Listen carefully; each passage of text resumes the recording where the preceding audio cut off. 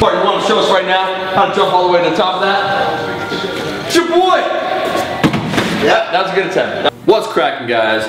Omar Isaf here with Bart Kwan at his gym, Barbell Brigade. This is by far the best gym I've been to in LA. One of the best gyms I've been. Oh, come on, it's the truth though. It's one of the best gyms I've ever been to. The staff, the environment, the atmosphere, the camaraderie. There's a lot of great things going on. So I kind of want to get into what makes a good gym, finding the right environment, and training under the best circumstances. Because I feel, we all feel, like Mike's filming here too. He trains at Super Training. I train at Fortis Fitness. We all found great places to train. That when you find a great training environment, you lift better. So I want to talk to Bart now a little bit about Barbell Brigade. So first question, what made you, make this gym?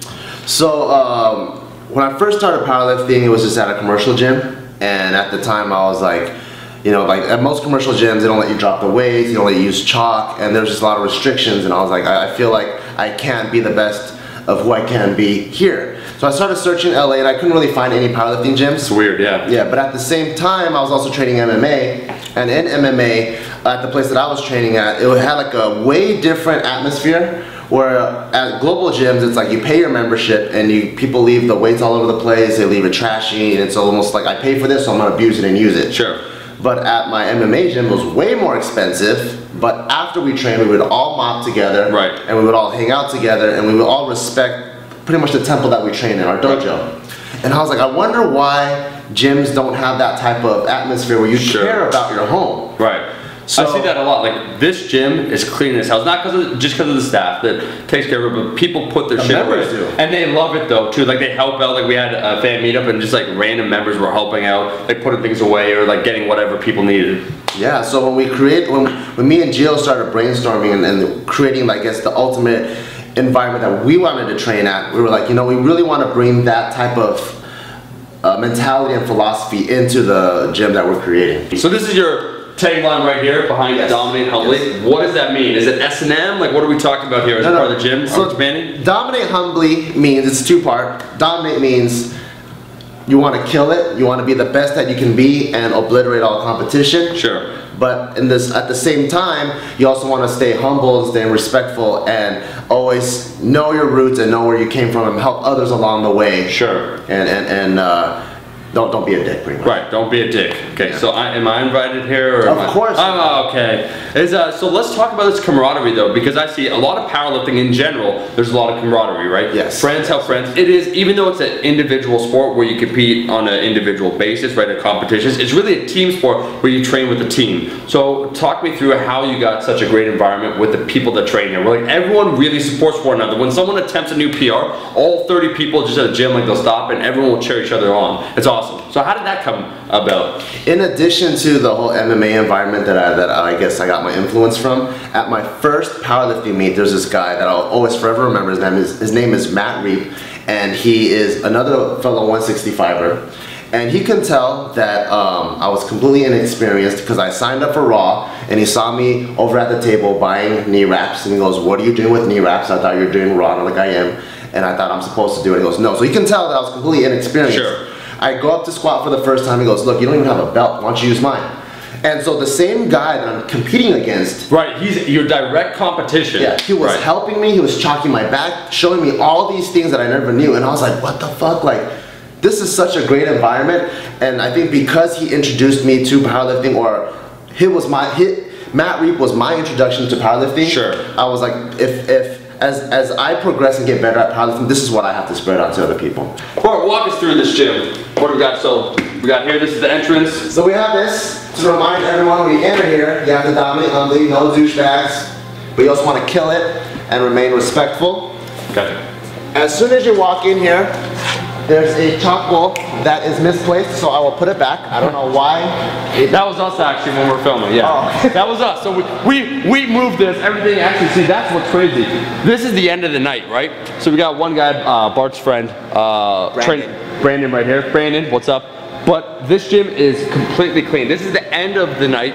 When people come in the morning, it will be perfectly spotless, just like this. This is what they come to in the morning. Yeah, so everything's mopped down. Bart, talk us through this. The mats, everything. So we got 4 deadlift platforms. Yep. Or Ollie platforms for my Olympic lifters. And we also have 2 of them with band attachments for those of you who need accommodating resistance. Right. We have a lot of strong motherfuckers here. So we have a couple of 100-pound plates. Calibrated. To make sure that they can get enough weight on there. Right. We got blocks for both ollie lifting and block pulls. What else? This is sick right here. Talk us through this Astro trip right here. So we got this turf, so you can have picnics and you can lay on it and you can relax. No, it's just it's turf. It's awesome because you can run sprints and you can do heavy impact and it'll save your knee joints. Yeah. And also it makes the sled slide really, really smoothly. If you ever push a sled on concrete, it's uneven too. You don't get the same. You can't track how much weight you need to use if you go over different terrain. Right? It's a standardized end. Cool. Okay. Bart, talk us through this special Elite FPS. What are all these bands and the bench and stuff? And these, what are these blocks here? So you got a lot of equipment. See, for a lot of people that don't know about powerlifting, say, oh, it's just like a bunch of racks and platforms. There's a lot of specialty equipment like fat grips. Talk us through that. The boards, the bench. So this bench is our first bench that we have from the other gym, and it was really important. At that time I trained very, very heavily west side, so I had to make sure we have band attachments. So pretty much on every piece of equipment we have band attachments. Over here is our rack that we carry like all kinds of bands of different varying resistances. Like this one's fucking hard as fuck, so it's a little bit easy as fuck. Right. And then we also have the world famous slingshot for some overload work. We have some belts in case you don't have one, clips, fat grips to put on to make the bar thicker to work on the grip. Dude, that bench is cool. Talk us through that. All right, we left our shit on there. Excuse us, guys. So this right here is a Elite FTS bench, and it's a competition bench, meaning it's competition height, competition width. This looks just like the one in Ford. This is awesome. So when you bench on it, you're not gonna go to competition and go, wait, this bench feels really weird. Right. It comes with this face everything. So this is huge, dude. So in case you miss groove, the weight won't come and smash your face. Yeah. Very important. This, I like this. What's that? This helps the spotter because now they can pretty much deadlift the weight if you need help instead of upright rowing the weight, which is much harder. Right. Okay. Hey, 2 chains. Chains. We got tons of chains. We got 30-pound chains, light chains. We got more bands. Yeah. Stretch bands. Stretch bands. We got dip belt. We have all kinds of. We even have a weighted vest. Yeah.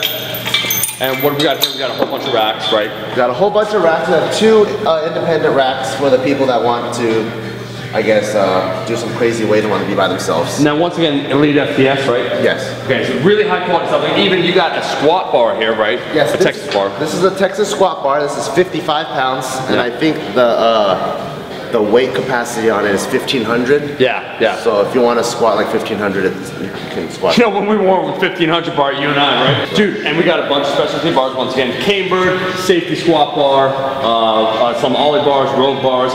This is really cool too. Did you get these custom made, Bart?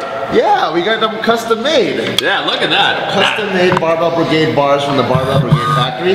That's kind of badass. In Barbell Brigade, California. A lot of people, they view powerlifting and bodybuilding like almost like 2 separate worlds, but there's a huge crossover because most powerlifters train accessories like bodybuilding.